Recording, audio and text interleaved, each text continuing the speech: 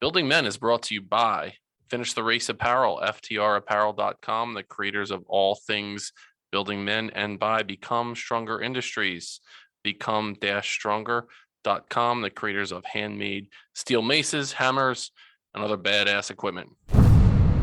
When you put conscious effort into something over and over and over again, in time, it will literally start to change the physical structure of your brain, and therefore then change who you are and how you engage with the world.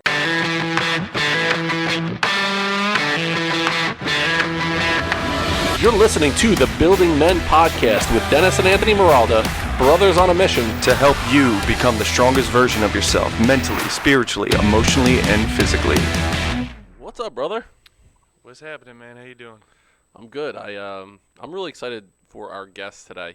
And the way I'm going to segue in is talk about some habits that I've developed over the course of the last year and a half of my life. So as a middle school principal and in education for such a long time, I was clean shaven.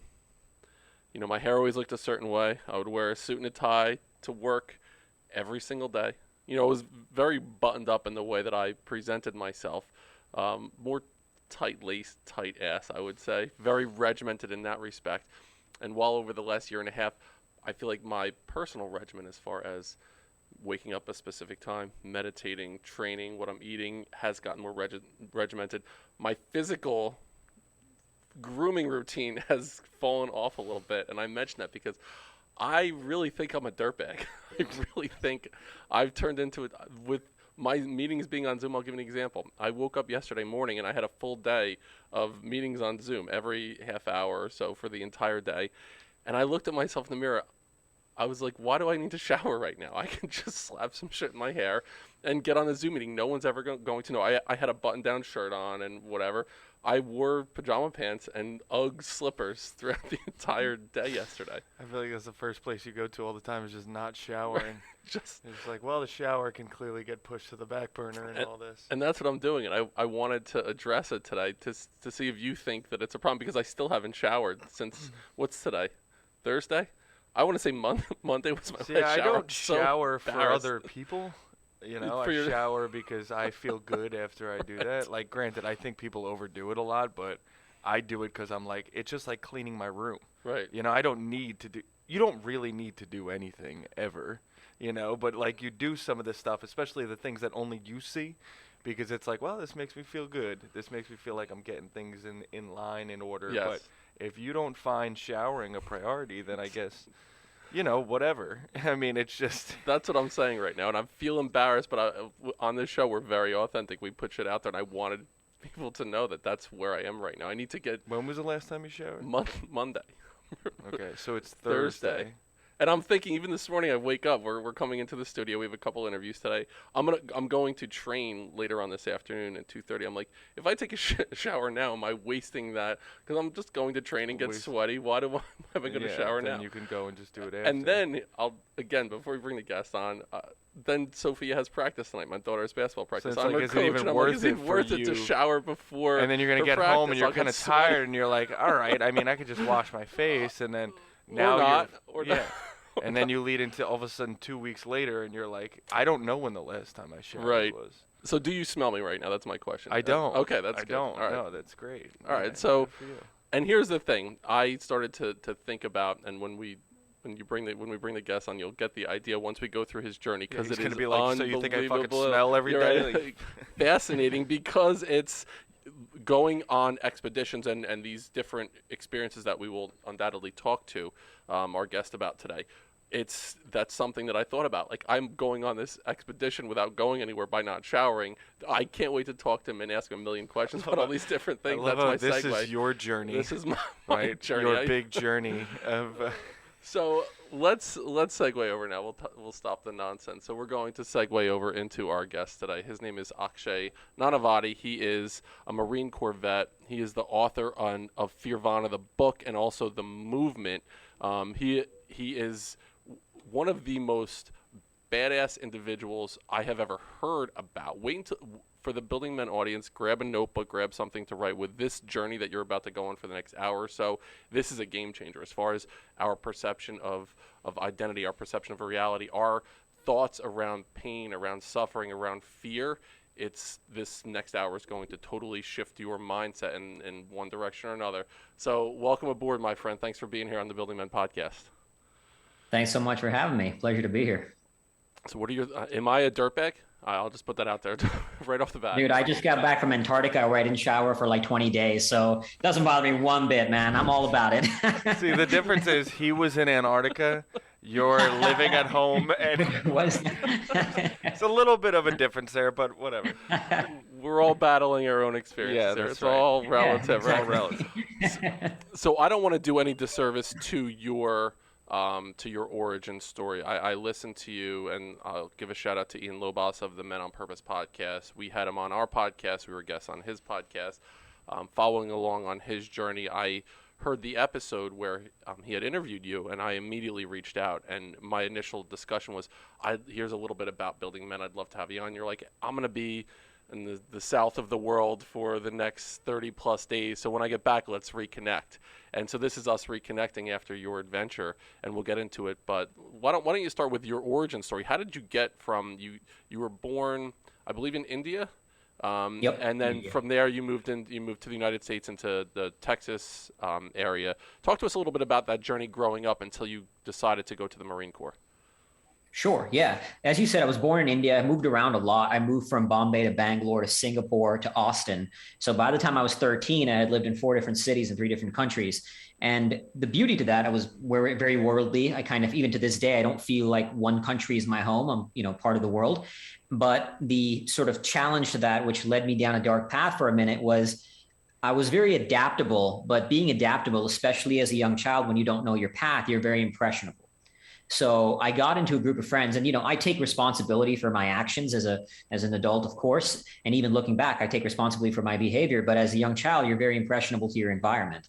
So I got into a group of friends where soon after moving to Austin, Texas, got very heavily into drugs, into alcohol, into this world of self-destruction. I used to cut myself. I still have these scars on my arm, burning myself. I got like this burn on my arm, very self-destructive. I lost 2 friends to addiction and was kind of heading down that path myself. I've always been the kind of person, whatever path I choose, I will go all out. And at that point in my life, drugs was my vehicle of expression. So I pushed pretty hard. But thankfully, I got out of that world. It was the movie Black Hawk Down. Y'all ever seen that movie? Yes. Yeah, that movie was the trigger that changed my life. Watching these men, especially that one scene where Medal of Honor recipients Gary Gordon and Randy Sugar, they volunteer to go to the ground to set up a defensive perimeter, knowing that thousands of armed enemy personnel are heading their way, but they volunteered anyway, not knowing when reinforcements would arrive, to protect one of their fellow soldiers. And ultimately they died. And the man they died protecting is still alive today, Michael Durant, because of what they did. And that just triggered something in me about the nature of the human spirit, the kind of courage that it would take for a human being to sacrifice their lives for somebody else like that. And I remember after watching that movie, I read the book Black Hawk Down and just started devouring book after book after book on military and life in combat, and almost overnight stopped doing drugs and enlisted in the Marines. That was the transition from there, from this very self-destructive dark world to now a path of meaning, of purpose, of serving something greater than myself. It took me about 1.5 years to get into the Marines because I have flat feet, I have scoliosis, I have a blood disorder that 2 doctors told me would kill me in boot camp. So I had to get medical waivers, which took a little while to get, but finally, then, and the only reason they let me in because it was a post 9/11 world. So here's a young dumb Marine who wants to be a grunt, So yep. Like, we'll take all the bodies we can get, and that's what got me into the Marines and out of that path. And the Marines was the birth of everything that is Fearvana today. And I can't wait to talk to you about that birth of Fearvana. But to backtrack slightly, we do work with young men that are trying to figure out their path in life and their journey. And I'm fascinated with the idea of nature versus nurture. That's just something, as an educator, as an administrator for years, I was always thought, are they born with this? Are they born with this genetic makeup that they're predestined to act in a specific way, or is it the environment, how they're raised, how they're socialized? In your situation, you mentioned that you fell in with a group of kids in Texas, and they were using drugs, they were abusing alcohol. based on your experience, you got there and that was the group of friends you fell in with. If you fell in with a group of friends who were into polka dancing and, selling cookies do you think you would have gone in that direction, or was there something in you that was going to be addicted to that growing up? No, it's something I've thought a lot about. My parents have asked me, because I had great parents. I didn't have an abusive childhood, traumatic childhood. I couldn't have asked for a better life. My parents always gave me great education, and kind of good, like Indian parents are notoriously bad for overprotecting. And my parents weren't the extreme as some other Indian parents that I know, but like very, very good life, basically. So point is, it wasn't sort of traumatic. I wasn't running away from a traumatic childhood or anything like that. But when I look at my life, and now even the level of knowledge based on years of research and studying neuroscience, psychology, spirituality, I would venture to guess, I haven't put my brain in a brain scan, but I would venture to guess that there is some sort of dopamine miswiring in here. And they've actually shown that that's people who have kind of like, I forget how they call it, but something wrong with their dopamine receptors. They're more prone to addiction. And just the nature of the life that I live now, I would venture to guess that there's some sort of dopamine miswiring in here that has me more prone to that world, to that kind of extreme edge and addiction. But at the same time, the brain is plastic, right? We are not victims to our nature. We can change the brain, and that's a neuroscientific fact. That's not an opinion. That's just a complete fact. Now, obviously, as a child, I didn't know all the things that I know now, right? So to your point, like I've always, like, my parents have asked me, what could we have done differently that you wouldn't have gone down that path? Had I, let's say, gone into mountain climbing, rock climbing, ultra running, all the things I do now, I more than likely would have gone deep into that world as like earlier than now. At the same time, I probably would not have joined the Marines and gone so ham into that edge. So no regrets. But I do think that had that exposure, because when I grew up in India, like, I didn't know the things that I do now. I didn't know that was a thing. Like, I didn't grow up with outdoor sports. I grew up in big cities my entire life. I didn't know rock climbing was a thing. I hadn't seen snow till I was 13 or 14 the first time, so I wasn't like some of my polar buddies who were born into cross country skiing when they started walking. You know what I mean? That wasn't me. So I do think some exposure would have transformed my path. And at the same time, it's a combination, I think, of nature and nurture that led me to it. And now I'm ultimately transcending my nature, or at least constantly at work at it, to create who I want to be. And I will certainly get back into that idea of the neuroplasticity in our brain and how our brains are wired. I want to make sure that I close the loop with your experience in the Marines. So you mentioned this was post 9/11 world that you were joining Marines. Coming from your descent, your Indian heritage, did you meet an experience in the Marines where you felt that there was extreme racism? We are now fighting wars with people that look more like you, right? And so was that part of your experience in the Marines? Not even 1%. Wow. Like, we joked about it a lot. Like, when we were in Iraq, once we found all these IEDs, so they were like, dude, Nanavati, go get a picture like you're making bombs, because I was the terrorist in the group. So I mean, it was never in like reality. Like, we joked about, but like in the Marines, we joke about, we play up the stereotype of every race. The white guy, we make fun of; the black guy, the Mexican guy, I was the terrorist, so we play it. All of that was just completely just in joke and humor. And in fact, it was almost like a plus. I remember in boot camp, where you rarely, if ever, get compliments, a drill instructor started talking to me and found out, because I wasn't a U.S. citizen when I enlisted. I was only a green card holder. And he actually praised me. He was like, I love it, man. You're doing more for this country than many Americans are, So, and I'm not that was him saying that to me. Right. So it was almost like a badge of honor in some ways that I got praised for, that I was joining and serving this country that in many ways wasn't even mine at the time, right? Like, I wasn't even an American when I first enlisted. And you went into the Marines, and not only did you go there and go through boot camp, you were the top of the class. You stood out amongst your peers in the Marines. So talk to us a little bit about that experience. And was it at that time that you recognized, like, whatever it is in front of me, the storm in front of me, I'm going to go through it. I'm no longer going to try to go around it or self-medicate or buffer in whatever way. I'm going through the fucking storm in front of me.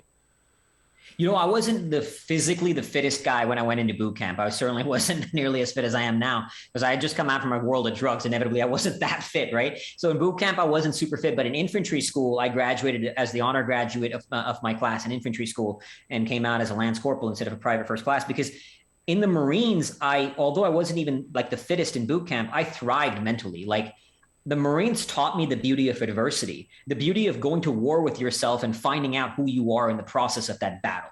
Because only when you go to war with yourself can you really tap into something within yourself to discover your ability to transcend that suffering, to transcend that pain. And as I said before this, I'd lived a fairly comfortable life. I didn't know the depths of suffering. And the Marines taught me that. And God knows I could not be more grateful for it, because that was the birth of everything I am today and everything I do today, and so I thrived in there. Like, I absolutely loved the suffering. I absolutely loved, and it wasn't the suffering so much, because the suffering is the means, not the purpose. The purpose is the transcendence of the suffering. The purpose is who you discover within yourself, and ultimately what the human spirit is capable of when you face adversity.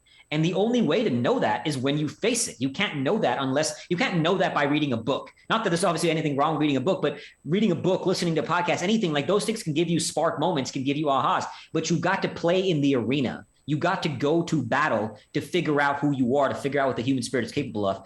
And that's what the Marines birthed that in a way almost became a new addiction, that desire, that drive to continue my quest to explore the human soul. And after joining the Marines is when I got into outdoor sports. I got into rock climbing, mountain climbing, cave diving, skydiving. I mean, you name it. Nature kind of became my playground to explore the limitlessness of the human potential. But it all started when I went into boot camp.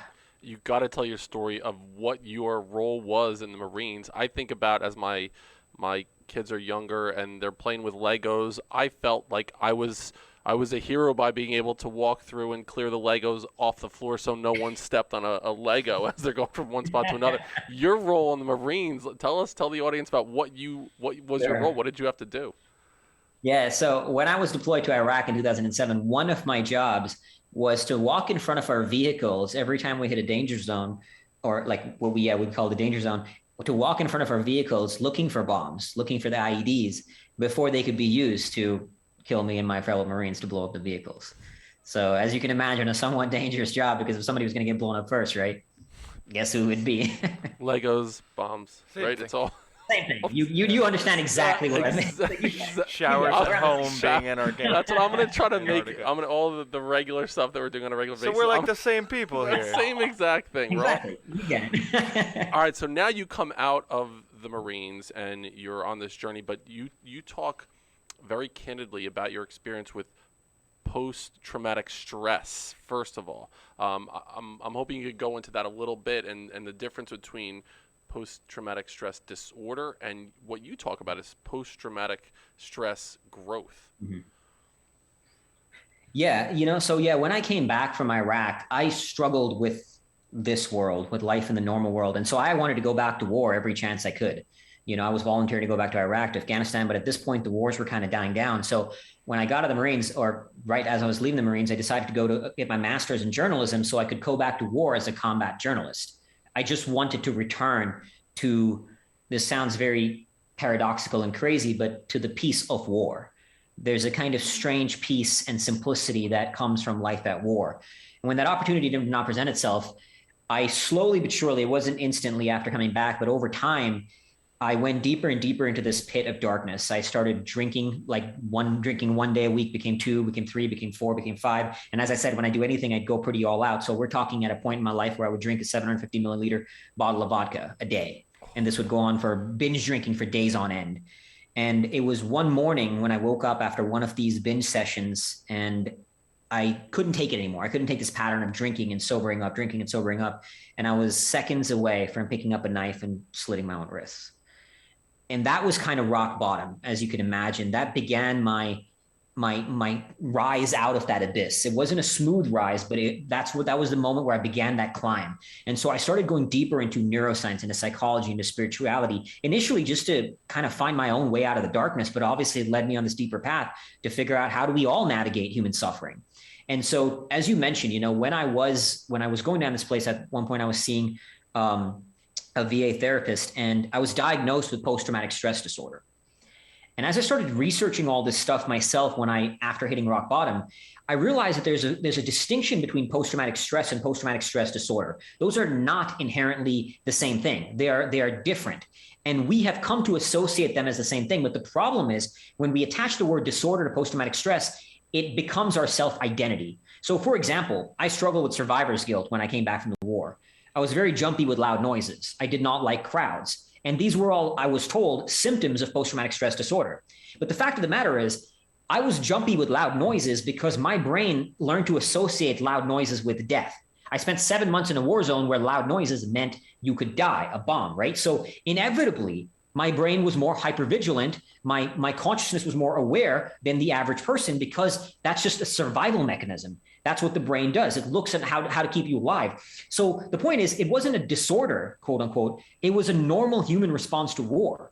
That's just as a survivor's guilt. And it's not just veterans who go through it. Anybody who loses somebody, especially if you really lose someone you love, and the circumstances obviously, or, it depends on certain circumstances, but we ask ourselves, why them? Why not me? Survivor's guilt is just a normal human expression of love. And I've started to reframe my experiences and say that post-traumatic stress is not indicative of post-traumatic stress disorder. It's, yes, I had post-traumatic stress, but how I viewed it, my response to the post-traumatic stress can either lead me down a path of disorder or growth. And by attaching the word disorder to it, as so many of us do, it becomes a self-fulfilling prophecy. And there's actually a great study on this. Dr. Martin Seligman, he's one of the leading researchers in the positive psychology movement. He went into the West Point Military Academy and he asked the cadets, how many of you have heard the word post-traumatic stress disorder? And like 95% of people raised their hand. He then asked them, how many of you have heard of post-traumatic growth? And it was something like 5%. And the point is, we've created a paradigm, not just for veterans, but in society, that trauma equals disorder. And that's not inherently true. Adversity, trauma, suffering, pain can equal growth. And if that becomes our paradigm, that becomes our mental model of the world, that becomes its own self-fulfilling prophecy. So I started to reframe my views on not just trauma, but any kind of suffering. And that is the essence of what I do with Fearvana. And it has actually the most important skill to master in the human experience, because ultimately, what is it we seek, right? We seek happiness, fulfillment, inner peace, however, whatever words you want to use to define this thing we seek. At the bottom of all this, the superficial goals, right? Why do I want a family, a car, money, house? You get to the core of it, and it's some version of that. And we're going to suffer in the human experience. But if you find beauty in suffering, if you find the bliss in suffering, if you develop a positive relationship to suffering, now you can find bliss, you can find meaning, you can find joy, whether life is going good or life is going bad. And that's why developing a positive relationship to suffering is the fundamental and the most important human skills, because it will help you transcend whatever pain you go through in life, and will help you find bliss in the day-to-day content of the human experience. And that's what I started to do with post-traumatic stress. And that's what I now do in every context, from the words like fear, suffering, stress, adversity, pain. All these words have a very negative connotation. Nobody hears them and think of them as positive. And my mission is to reframe that. For myself, I've developed a very strong comfort zone with suffering, which is why I go to Antarctica for 20 days and do the things that I do. But now the mission is to kind of help others do the same. And it all starts with our constructs around how we view it. A lot of it is the words we use when we speak to ourselves. I am sad. I am depressed. I am anxious. Fill in the blank after that. And you are identifying, you are attaching that experience to who you are, the human being that you are. So many of us do that. And you had mentioned reintroducing your relationship with pain, with suffering, with fear. If I'm stuck in this spot and those things are roadblocks for me, what would be the first step that I would need to do to change my relationship with those ideas of pain, of suffering, of fear? The first step is recognizing that it's okay to feel them.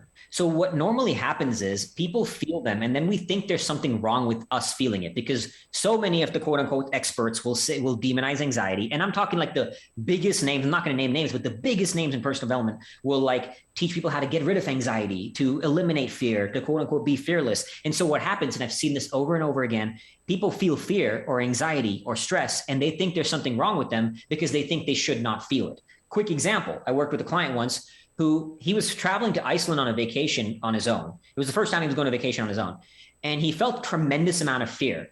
And he was then beating himself up because he was working with me and I do a lot of crazy things. So he's like, you do all this crazy stuff and I'm just going to Iceland on a comfortable vacation and I'm terrified. So the problem was not his fear. The problem was his relationship to the fear, his judgment of himself around the fear. It's normal that he was scared because he had never done it before. The brain's normal response to the unknown is fear. So when you let go of what I call the second darts, and let me explain that. Buddha said that we're all stabbed by the two darts of suffering. The first dart is the one we don't control. So an emotional response, and neuroscience has shown this, spirituality has shown this. We don't control most of what happens in our brain. So if right now I'm sitting in this room and somebody comes in with a gun, I'm not going to pause to choose to feel fear. My brain's going to respond with fear because it's a valuable mechanism, a valuable response to a X scenario, right? So I'm not choosing that. That's the first dart. The second dart is what we do after the things we don't control.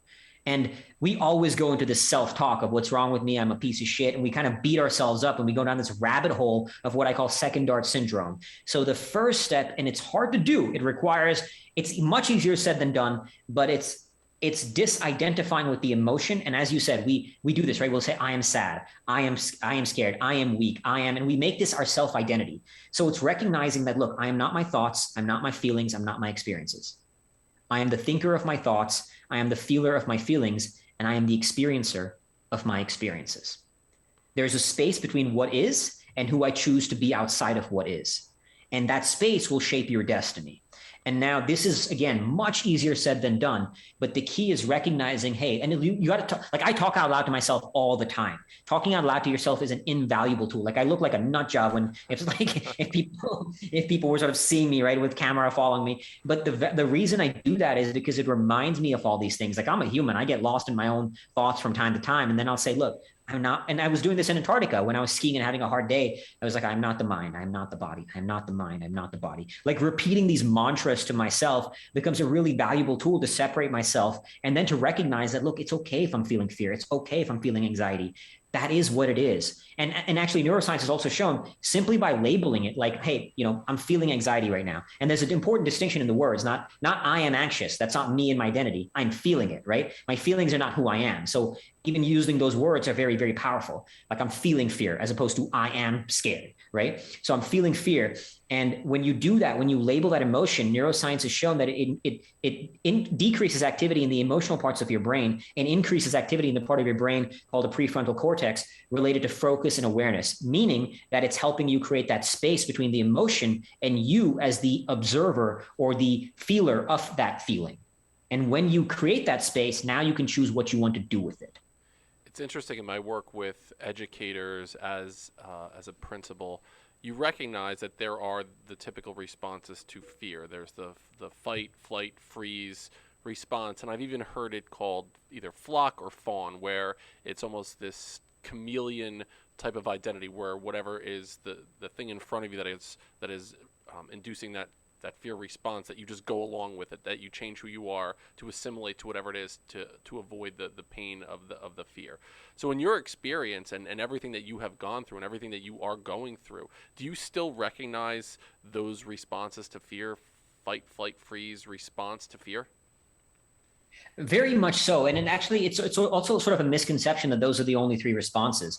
In Fearvana, I talk about like the different kind of responses. There's one, for example, called the tend and befriend response, where you respond to fear, like, and this is a big thing in the military, where I feel fear because my buddy got hit and I run to save him. It's an automatic instinction. Now, one could call it fight, quote unquote, but the different terminology is like a tend and befriend response. So point is to say, though, I feel fear all the time. Like I do things, the things I do are absolutely terrifying. I spent 20 days in Antarctica where I got frostbite on 3 of my fingers in polar storms that are so savage. I mean, like 60 knot winds that are some of the most savage environments a human can endure. I'm about to go into 10 days of complete darkness, silence, and isolation in a few months. That terrifies me. I'm going back to Antarctica this year after getting frostbite in 3 of my fingers. That absolutely terrifies me. So I feel the fear all the time in the things that I do, but I've developed a comfort zone with fear because I tap into a lot. And the key thing I want to reiterate is that I was not born this way. Like when I was a kid, my parents will tell you, like, I was scared of a Ferris wheel. Forget about a roller coaster. A freaking Ferris wheel terrified me.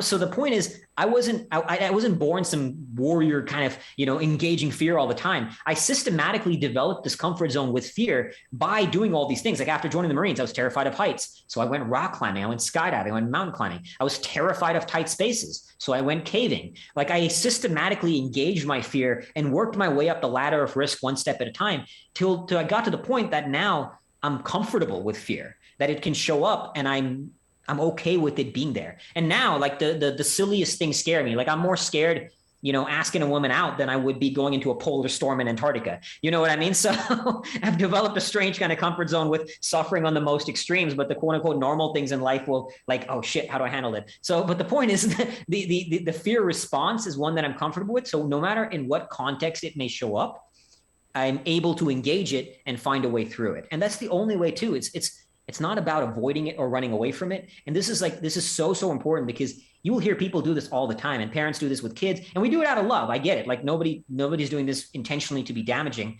but we'll say, don't be scared. Don't worry. Don't stress out. We always say, don't feel what you're feeling. Nobody says, hey, it's okay if you're sad. Like I went to one seminar once, at personal development seminar, and this gentleman had lost his father and he was grieving. And at the seminar, they were trying to help him get over his grief. And I'm like, he lost his father. Like grief is a natural response to that, but we're always trying to escape any emotion that is challenging. And therefore we deem it a quote unquote bad emotion, right? And these emotions are not bad. Grief, sadness, pain, like fear, anxiety. These are not bad emotions. They're just emotions. There are no good or bad emotions. There are only emotions, and it's up to us to decide what we do with them. So by engaging with these emotions, you develop a comfort zone with them, and you develop an ability to transcend them, to face them, and to find the battle, the thing you're moving forward on the other side of them. And that key point is, it's really important to have something to put that emotion into. So you're not just kind of living in a void, right? Like, okay, I'm feeling anxious now. What do I take and do with that emotion? And that's what I call your worthy struggle. Like we all need a worthy struggle. You can call it your path in life, meaning, whatever it may be. I call it a worthy struggle because like having passion for what you do is a good thing, but especially with younger generation, when you say follow your passion, it often conveys this idea that if you love what you do, it'll never be a day of work in your life. It'll be sunshine, rainbows, and unicorns. And that's fucking nonsense. Like I love what I do, but it's work, man. And so the point is, that's why I call it your worthy struggle. You will struggle, but is it your worthy one? Is it the one worthy of who you are and who you want to be? It doesn't have to be climbing mountains or going to Antarctica or doing the things I do. What's your worthy struggle? Find that, embrace it, and become obsessively pursue mastery at that craft. And so when you do face suffering becomes a part of that adventure on the pursuit of your worthy struggle, as opposed to a barrier to what you think you seek. Before we get into that idea of the worthy struggle, I want to get into the idea of fear again.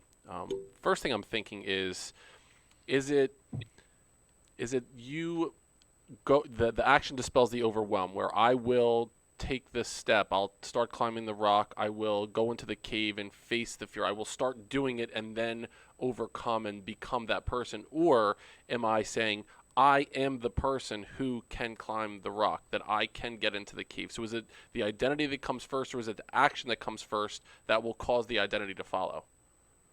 Love that you asked that question. That is a fantastic question.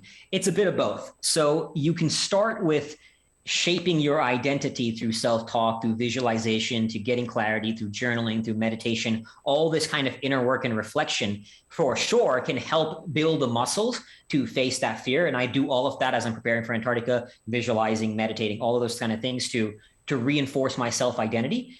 But ultimately, belief is built on a battlefield, which means you can talk to yourself all day, but unless you go into the arena, whatever your arena may be, you are not going to really know how you can handle that scenario. So building that self-identity is valuable to help you set foot in that arena and to give you the weapons to kind of face whatever demons you will confront in that arena. But you have to go to war to really know what your ability to transcend that suffering. And that will then enhance and really ingrain that identity that you have now chosen to become. Right? That's when it'll ingrain. And then inevitably, and it's a cyclical process, right? You don't magically do one thing and now you're sort of good and you've solved all life's problems and you're evolved and it's done. You will reach one new arena, one new awakening, one new step in your evolution. And then there's another one. Then there's another one. So it's this cyclical process of action and awareness. You take action, you gain some new awareness. And this is also really important and this is something I didn't used to do in the past. When you go into these arenas, when you play on these edges, whatever your edges may be, it's invaluable, arguably necessary, to come back and reflect on it. In the past, I would just jump from one edge to the edge, to the next, to the next, to the next. Now I take some time to reflect on it, to consolidate those lessons, to ingrain those lessons, to help them rebuild my identity into the next version of myself, and then take that awareness into the next arena, into the next one, and the next and next and next, so on and so forth. So it's a dance between awareness and action, and you've got to play on both edges. Both have their purpose and both are necessary. So now I'm a parent of a young man or woman that's going through a difficult challenge in front of them, or I'm a high school, college kid that's listening to this podcast right now, and there's something that I'm afraid of. There's fear in front of me. I've said it to my own kids, and you had mentioned people say, don't be afraid, don't be scared. What should I be saying? What's the piece of advice that I would give to my kids when they come to me and they say, I'm scared about the game that's coming up. I'm scared about this presentation that I have to do. What piece of advice should I give to my kids? So first off, kind of, it's okay. Hey, like normalize the fear that it's okay that you're scared. There's nothing wrong with it. Like don't beat yourself up for feeling that fear. And then like you get like a one way to handle the fear, to face the fear is often to do what an exercise called the Toyota 5 Whys, where you ask, why are you scared? And they'll dig a little deeper. So when I did this, when paradoxically writing my own book on fear, I was terrified. So I would write, because I would ask myself, why am I scared? Well, people will think it's shit. Why does that scare me? People will judge me and think I'm stupid. Why does that scare me? Maybe I am stupid. Why does that scare me, right? Maybe I'm not who I think I am. And you ask deeper and you kind of get to the root core cause of it. And then you can bring to the surface the awareness of the fear. And this is not going to make the fear go away. The key thing is when you're talking to your kid, it's like, look, the fear is not going to go away. Great, you're scared, and it's normal. The greatest athletes in the world all have fear before they step into their respective battlefields. And you'll hear a ton of athletes talk about it over and over again. So kind of give them those references, right? Like, hey, Tom Brady feels fear before he steps into the arena, and fear is fuel. So you're helping them reframe that fear, that it's not about getting rid of that fear. Use your fear. How can you use that fear as excitement? Why are you scared? I'm scared because I might lose. Hey, great. It's reframing it that I might lose because I give a shit about this game. Fear is a sign that I give a shit. Like if I was not scared with writing a book, I would have just wrote something and put it out there. Who gives a shit, right? But because I was scared of writing a bad book, I wrote a much better book. I must have trashed like 100,000 words worth of work. I put in months and years worth of work, but I ultimately wrote a book that, I'm not saying this with any sort of ego, but was worthy of being endorsed by the Dalai Lama, right? Like because I was scared, my fear fueled me to write a better book. So you can give them stories and references about how fear can be fuel. And then in their own mind, when they start feeling fear, they will look at it not as this thing to run away from, not as this thing to quote unquote be fearless, but hey, this is awesome. Like my fear is a sign that I give a shit. It's a sign that this matters to me. It's fuel to become a better warrior. Like warriors feel fear. In Marines, we used to say, if somebody tells you they're not scared, they're either lying or they're fucking insane. Like fear is absolutely necessary to confront war, because even on a neurological level, it's like the fear and excitement as two sides of the same coin. So when the fear response happens, it increases focus, it increases adrenaline. It gives you the necessary tools within it, like evolutionary and biologically, to face the battle you are facing. So you're helping them reframe it. And then you're also looking at like tools like visualization. What's on the other side of that fear? Why does this matter to you? So if I'm scared of playing this game, why does it matter to you that you win? Not just like, why am I scared, but why does it matter to you? Like I'm scared of going to Antarctica. So why should I face that fear? Right. So knowing the why, knowing your motivation, knowing your drive can give you fuel to move through the fear. And none of these things is going to make, and this is very, very important to reiterate. Often when I say these things, people think, okay, if I do any of these things, the fear will go away. It's not, or it may, but more than likely it won't. The fear will still be there. These are just tools to face the fear, to move through it, to step into it, as opposed to running away from it. And another really valuable sort of weapon in the arsenal of engaging fear is thinking about the fear of inaction. Like when I wrote my book, and often sometimes I would procrastinate, it took me like 2 to 3 years to write that book.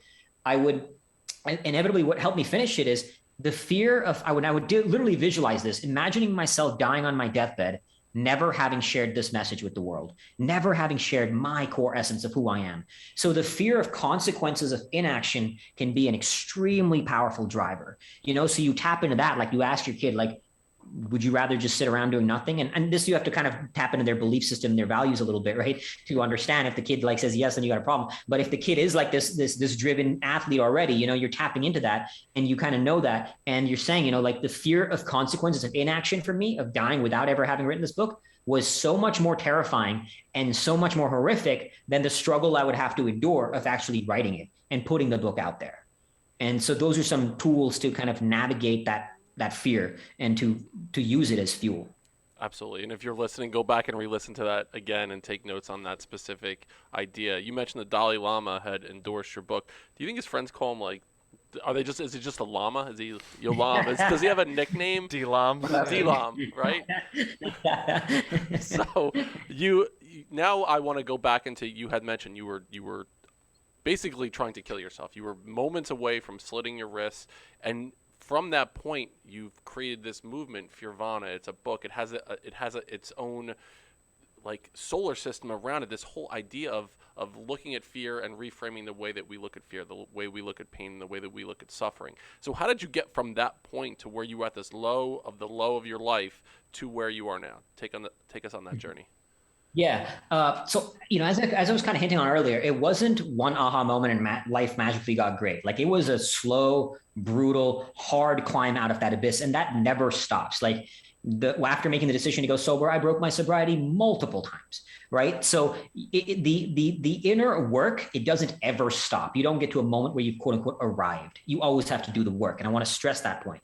So it was a slow grind out of that abyss, but I started going deeper into studying neuroscience, reading hundreds of books, studying psychology, studying spirituality, putting it to work, finding my worthy struggle. For me, it became ultra running and these adventure sports, knowing that I want to now share it with others. Often one of the most powerful weapons in transcending your own pain is like looking at your life in service of others, so talking about reframing struggle, as I mentioned, I had survivor's guilt. So everybody told me like not to feel guilty. And I get it. It was all coming from a place of love. And, it's not your fault. And rationally, I got it. You can't control what happens in war. Bullets fly where they fly, bombs explode where they explode. You can't control that. But rationally, I may have understood that the nature of war, but emotionally it didn't change the fact that I felt guilty, that I should have died instead of my friend. So instead of trying to make the guilt go away, because I started to recognize that guilt is not a bad emotion, it's just an emotion. For a long time, what I actually had up on my wall was a picture of my friend that I lost in the war. And it said, "This should have been you. Earn this life." And my guilt became my ally. My guilt became my fuel to live this life in a meaningful way, to do something valuable with it and not waste it downing liters of vodka, to make this life worthy. And so that became my tool to now saying, hey, I've discovered this thing that we need to combat the demonization of fear, because that's the fundamental problem. Like, fear is the greatest thing that stops us, but it doesn't have to be. And so that the fundamental problem is that demonization of not just fear, but suffering. And that's what then led to saying, okay, it's on me to now share this message with the world, because I've figured a few things out, and I'm blessed to have lived a great deal of life experience in my 37 years. I've lived through, beyond just all the things we talked about, I've volunteered in leper colonies, I've worked in post-conflict zones, I've worked with survivors of sex trafficking, so I've seen the darkest edges of humanity and the light and the brightest edges of humanity, both within and without, right? I've lived in opulence. I've seen it. I've blessed to experience a great deal of life, that it's on me to now share the lessons from that with others. And so by writing a book, like, when you teach, you learn, as I'm sure you guys can relate with the work you do. When you teach, you learn. So writing a book helped enhance my own learnings, and it was a very cathartic process for myself. And then that became, sharing the book with, launching the book, which then led to this movement that I'm now working on building, of ultimately help people. Like, if I had to sort of summarize what Fearvana is about in one line, it's helping people develop a positive relationship to suffering, so that they can find, live, and love their worthy struggle. And that's what we're now doing. Like, fear and nirvana, right? These two seemingly contradictory ideas that are in fact complementary, and helping people transform their suffering into an experience of bliss. And once we do that, life is, what more could you want, right? You find everything. You create a life of what I call boundless bliss. Absolutely. What was the name of the movie with Jason Statham where he had to keep his heart rate up, the adrenaline pumping? I know what you're talking about. Yeah. I see you in that way. Like, are you able to sit on the front porch in a rocking chair and drink a glass of lemonade, or do you constantly need that? I need the next thing that's going to drive me. Well, I've become more complex. So stillness, there was a point when, after pushing myself on a lot of different edges, going to, climb mountains in the Himalayas, spending 1 month dragging a 190-pound sled across Greenland, where after going through a very challenging divorce a few years ago, I ended up breaking my sobriety. And so I wanted to find a new way to explore myself. And I realized the thing that I was most terrified of was stillness. So to combat that fear, I went into 7 days of complete darkness, silence, and isolation. and just in complete darkness, you have nothing to do. So you just sit with yourself. And when you're in complete darkness, you have nowhere external for consciousness to go because you're shutting off your visual sense. So you have nowhere else to go but within. And that was it was a profound journey. And so I have combated my fear of stillness. And I wouldn't say stillness is all I would argue it's something that is, I think all human beings are terrified. It's not a fear. Like if you ask somebody, what are you most scared of? I don't think anybody would say stillness, but it is a fear that we all have. And that's why, as Carl Jung said, people will do anything, no matter how absurd, to avoid confronting their own soul. And you can see that in today's world. We do everything to distract ourselves, right? So I've become more comfortable with stillness, and I continue to pursue that edge. This year, I'm going into 10 days of darkness to go a little deeper than I did 3 years ago and did 7 days. So I'm continuing to explore edges of different kinds and seeing what I find when I open those doors. I wanted to close the loop on you bringing up the idea of neuroplasticity in our brain and being able to actually change the physical makeup of our brain. You tell a story about taxi drivers in England. Can you share that story and then the idea of around neuroplasticity?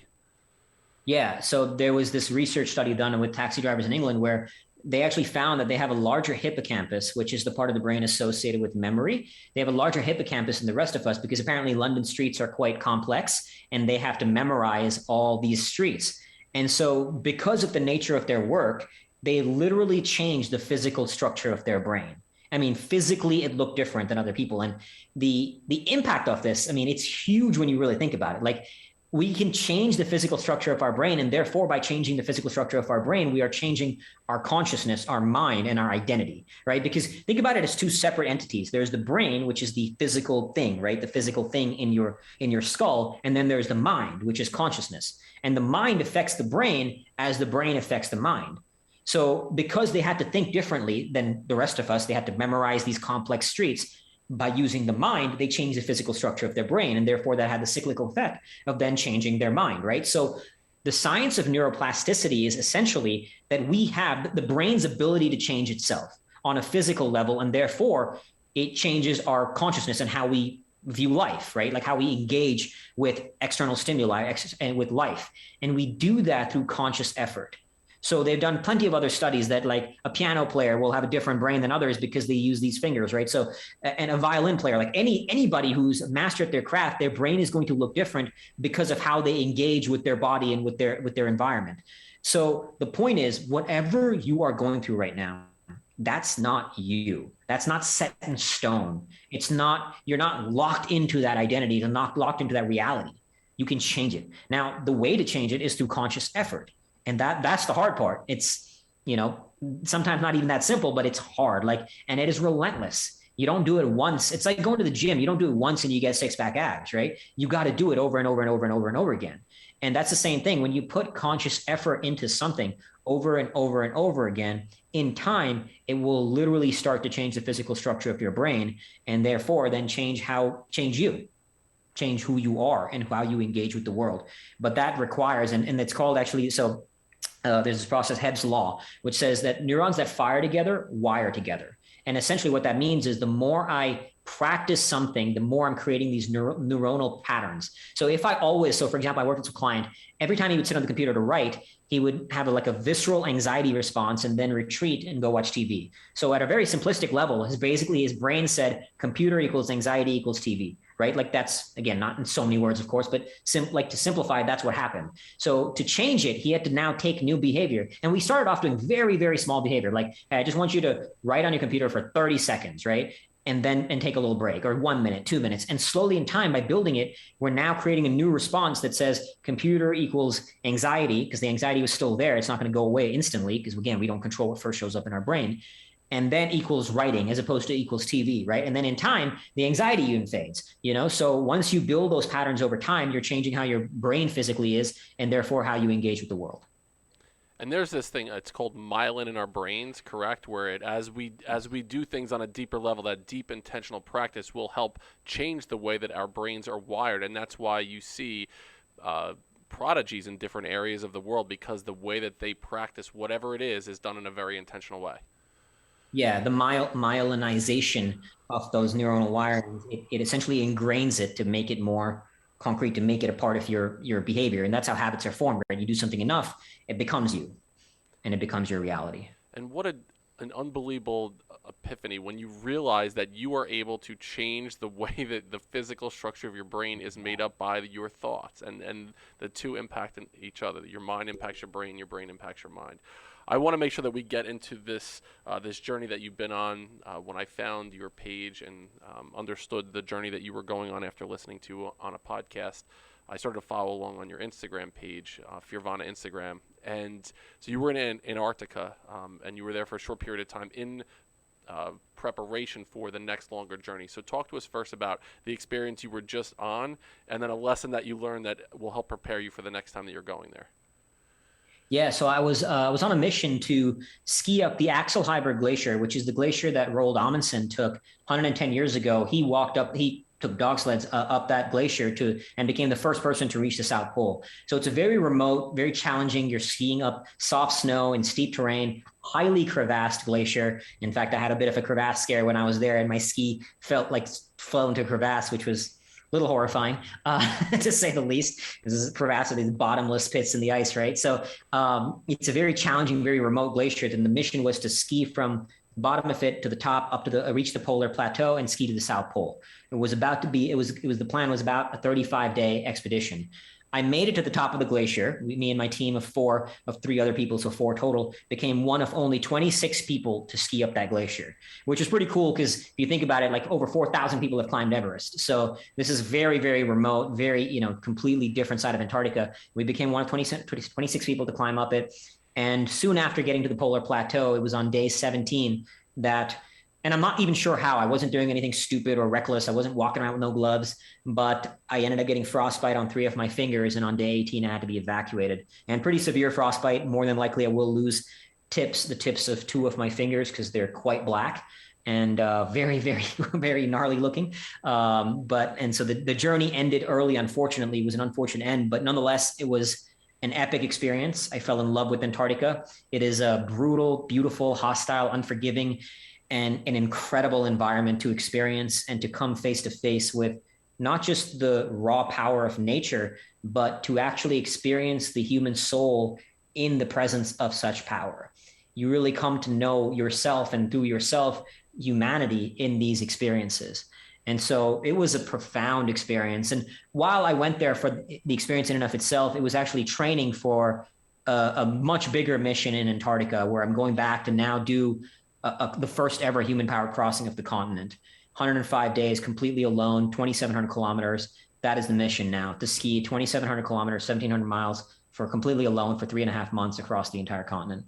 And I'm now training and building up my capacity for that. It is a feat that a man dubbed the world's greatest living explorer called probably impossible. The odds of failure are far greater than the odds of success on this feat. And so the training for it is daunting. And this year's Antarctica was to get a feel for Antarctica and the life out there. Although I've done polar exploration before many times in Norway and Greenland, I'm continuing to build my skill set. And so it was a great training ground. I learned a ton about not just polar exploration, but we were kind of talking about this earlier about changing the brain. Like in Antarctica, everything you do has consequences, and there's immediate consequences to that world. So if you set up your tent wrong, if you take off gloves, there's consequences. You get, there's severe consequences. And so how I bring that into this world is to constantly remind myself that everything I do here in this world also has consequences, but in this world, the consequences are delayed, meaning that let's say I wake up every day and check Instagram, right? I'm going through it and I'm going through Instagram, Facebook, no big deal. Let's just say I spend 5 minutes. It's not the end of the world, right? But what it's doing is it's shaping your brain. It's shaping your brain repeatedly over time, getting you hooked to these kind of dopamine jolts that is changing how you interact with the world and changing how your brain is conditioned to interact with the world. And so these little things have consequences, but in this world, the consequences are delayed. In Antarctica and worlds that are that hostile, the consequences are immediate. So it was a great learning for me that I bring back into this world, beyond the technical skills of actual polar exploration, which I will bring back to Antarctica this time, is that and I'm constantly repeating this mantra to myself, that everything you do has consequences. Even if you won't see the consequence tomorrow, it does have consequence. It's shaping your brain, it's shaping your identity, it's shaping your mind.